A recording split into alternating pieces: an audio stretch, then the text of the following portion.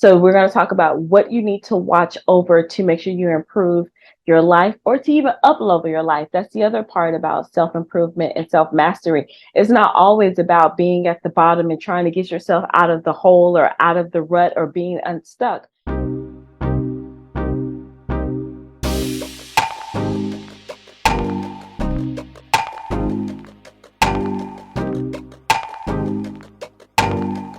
Hello, everyone. Welcome back to another episode of Practical Applications, where we take what I've learned in the real life or in the Bible and apply them to our everyday lives. I am Dr. Vernita White. I go by Dr. V, and I am your certified and credentialed life changer, which is a fancy way of saying life coach.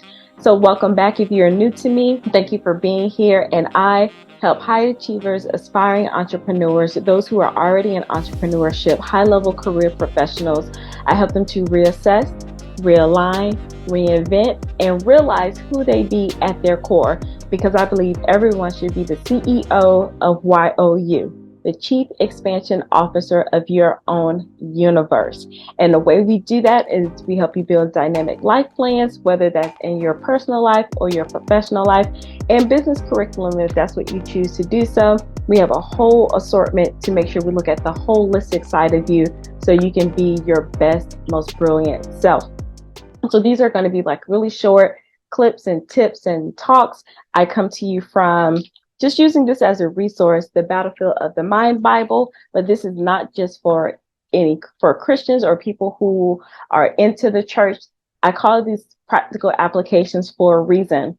And I preface this, even though I'm reading from the Bible or the commentary from Joyce Meyer, I want people to understand that I also call myself the certified and credentialed life coach, is because I've studied the world of transformation. I constantly study personal development and personal mastery and self-improvement. And I realize a lot of those concepts, the foundation is the Bible. So I'm not here to say you have to read your Bible, go be a Christian. That's not what I'm saying. But I am saying that from my research and everything else, a lot of the things that I've learned are rooted in the Bible. But I'm not here to give you a Bible lesson. I'm just going to read a little bit of commentary and then give you a little spin, because I want you to have an awesome and amazing day, week, month, year, and life. So this one is called Watch Over Your Heart, but I call the title Watch Diligently, and that's being careful with attention and consistently. So we're going to talk about what you need to watch over to make sure you improve your life or to even up-level your life. That's the other part about self-improvement and self-mastery. It's not always about being at the bottom and trying to get yourself out of the hole or out of the rut or being unstuck. It's also about maintaining and up-leveling. You know, just like in a company could be doing $10 million a year. And that's like, wow, they're a different company when they were struggling to make their first million. But what are they going to do? They have to put in some work to maintain that million. And then the CEO or the visionary of that company is like, well, how can we go higher? You know, there's nothing wrong with always wanting to strive. But before we do that, we also have to know how to maintain what we have and be good stewards over what we have. And that's where you watch diligently. So I'm going to read the passage. They're very short, and then in and out, I'll give you some commentary. So this one starts with watch over your heart. The story of Noah tells us that many people today are being destroyed for the simple reason of their hearts are not being right. The people of Noah's day had three heart issues that displeased God: wickedness, an evil imagination, and evil thinking. But Noah had a right heart and found favor in the eyes of the Lord. Now, I don't know about you. I grew up like in the church and Bible study, Sunday school, vacation Bible school, Thursday night live, you know, any other time of the week. And a lot of times when I would hear the scriptures, it's always like, well, that's what happened back in the day. Their problems don't have anything on us. And you can look at that on two ways. Like, we know the end of their stories, but they had no idea of what was happening. But then you hear things like evil imagination. I have an evil imagination because it sounds so like up there, but stay with me. We're going to break this down. So many of our problems can be solved, and many confusing things in our lives can be straightened out when we simply get our hearts right with God.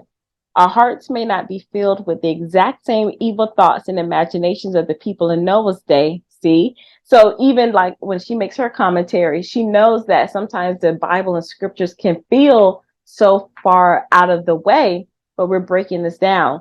And so what does evil thinking or evil imaginations look like in our today's time? A bad attitude. We can all relate to a bad attitude. Wrong thinking can be labeled as evil imaginations and evil thinking. And if we have a bad attitude and stinking thinking, I'm pretty sure you've heard that phrase, like clear up that stinking thinking. And it sounds cute, it sounds catchy, but it's what's going on in our minds. Are we being watchful over what we're thinking and what we're saying and causing it to foul up our lives? That's where stinking thinking comes from. So if we have a bad attitude and stinking thinking, we will struggle unnecessarily as we go through life. Now, this doesn't mean that we will never have problems. And I know sometimes when people are new to Christianity or any type of faith or spiritual life, or even in the self-development and self-improvement industry, I have clients that come with like, well, I had a few sessions. I thought everything was going to be great.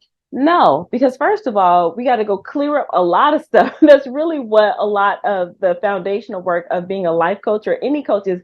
We got to help you unlearn some things before we can go to the next level. So you're spending a lot of time unlearning. So it's like now you're having this realization and true transformation can take place. But nowhere in the Bible, nowhere in any classes, self-help books that you read where it says you will never struggle or have trouble. That's just not real life. But the thing is, there are some things we put ourselves in, situations that we put ourselves in with our attitude or with our thinking that cause us unnecessary struggle. You know, like some things can be challenging, but then we make it worse. So that's what that's saying. So this is why we must watch over our hearts with diligence, careful, direct, consistently, because out of them flows the spring of life. I grew up saying out of your heart flows the issues of life, and that comes from Proverbs 4:23. Whatever is in you is eventually coming out. And my mom, when she used to teach Bible study, she used to say trash in, trash out. And no matter how many self-help books you read, no matter how many scriptures you read, no matter how many conferences or whatever you go to, if you're not watching over your heart, your inner self at your core, it doesn't matter. It's just like stuff that stays on the surface. If it doesn't penetrate what your true nature is, what you're really thinking about, is going to come up. And whether you speak it or it's going to show up in your surroundings. Allowing negative, evil thinking in our hearts cannot produce a life that glorifies God. We should be careful not only about our actions, but also about our imaginations, our intentions, our motivations, and our attitudes. How many times have you done something thinking that, well, I'm only doing this because, or if I don't get something out of it, then I'm not going to do it. And this is where we have to be careful, because sometimes when we use illustrations like that, we're like, well, that's not me. I'm not that type of person. But then it's like, it's the subtle things. And I believe that that's kind of where my call is, or my mission is to watch the subtle things, because I work with some brilliant, smart people. And even though I have doctor in front of my name, these people are like superstars, and I'm in awe of them. But what I help them with is I understand all this genius and all this brilliance that you have, and you are amazing. But there's something that's keeping you from going higher or not being amazing in all the areas of your life. And it's tricky, it's subtle. And most brilliant, amazing, extraordinary people like you, because that's why you're watching, there's small things. Like you're not a mean person, but maybe you withhold something back from somebody. You don't hold grudges, but you don't fully show up how you used to show up. You may not curse people out, but you know how to use your words in a way to still make people say, well, I just wish you would have just said the the curse word to me. So those are the subtle things, because we can make our bad look amazing. Or some people on the outside could think like, wow, you do so much, and you're like, I'm just doing 50% of what I do every day. I'm not even operating at my full self. So I'm here to catch those people with the little tweaks. Okay, so back into it. Falling short in these areas may ultimately lead to an evil heart. That's also why I am drawn to working with this group of people, because it's like, yes, you are amazing, but if you don't have someone helping you maintain and keeping you in check, not saying that I'm here to make sure you do right. No, I just ask you powerful questions to see if this is what you really want to do. Because it's like you work out in your body. You finally get to how you want to look, how you want to feel. I'm going to say, okay, I had the burger this day, and then but that's okay because I still look good. 2 weeks go by, I had the Coke and fries and the milkshake or whatever.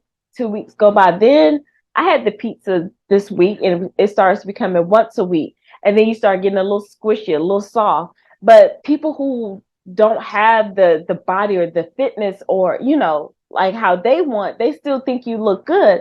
But if you go back to your trainer will know immediately, like, oh, I see 2 inches. Like, what are we doing here? So that's where I do with the high achievers and looking at your total life. Like, yes, you are amazing up here. You may have an amazing family. You may have an amazing career. But how are you pouring back into yourself? How are you, feeding your creative side? Or when was the last time you walked outside in nature and things like that? Like, yes, you have this amazing company, but do you want to start another one? Or, just things like that. Like, I make sure we look at all the areas and keep you afloat so you can have the best life possible without you just settling, because it's easy to settle when you're great. And then we end with, we need a tender right heart that deals immediately with bad attitudes about anything or anyone. You will be surprised about how much your attitude determines a lot of things. There was a phrase that says your attitude determines your altitude. I should have looked this up before I came on, because there's something I want to say about that, because that's not necessarily true, because you can go to high heights with a horrible attitude. But it's like you want to make sure your atmosphere is right, because we see people all the time who are elevated. They have the success and they're pretty high. Their altitude, their levels, their wealth, their notoriety, their status, whatever, at a level, and their attitude sucks, but I'm pretty sure their environment is not the best place to be. So I want to say, like, your attitude determines your atmosphere. And I don't know about you, but I would rather have a peaceful, calm, uh, free flowing, positive atmosphere than to have a high level of success and it's all hell breaks loose. Okay. So being diligent over your attitude, your thoughts, how you show up. And this is the part of self-development that I like. It's like, it's one of those things I'm working to, like, bring it more tangible. Like, we can track our weight, we can track our money, we can track, in some cases, our relationships, in a way, because it's like, well, are we good? Are we vibing? But it's like, how do we track our inner selves without taking all of these assessments? And those are great starting points, but you track it. How many thoughts am I thinking about? How fast do I get myself out of this headspace? I feel some type of way in my heart about somebody. How quickly can I change that? I used to talk negative about myself when I made a mistake. Do I keep saying, like, you idiot, you're dumb, like, how could you? Or do I acknowledge it, thank you for sharing, and move on? And those are the things that we can track, like, how many days does it take you? Or how many hours do it take you to bounce back out of a situation that doesn't go right, or a situation that doesn't go well? These are the things we have to watch over diligently, being careful about, and being consistent. All right. So thank you so much for watching and learning with me, because these are lessons that I use for myself and will continue to use. And make sure you subscribe to the channel and hit the notification bell. And if you are bold enough, make sure you help me turn this monologue into a dialogue by talking down in the comments below, and share your thoughts about what you're watching over or anything else that inspires you. All right. And it is my hope that something made you go, even if you don't fully agree. If I can get you to say, I've done my job. And as we wrap up, remember to embrace your unique brilliance, expand your capacity for more, elevate to a new reality, and explore new possibilities. Why? Because the world needs you to be well, to be empowered, to be bold, and to be brilliant. Until next time, bye.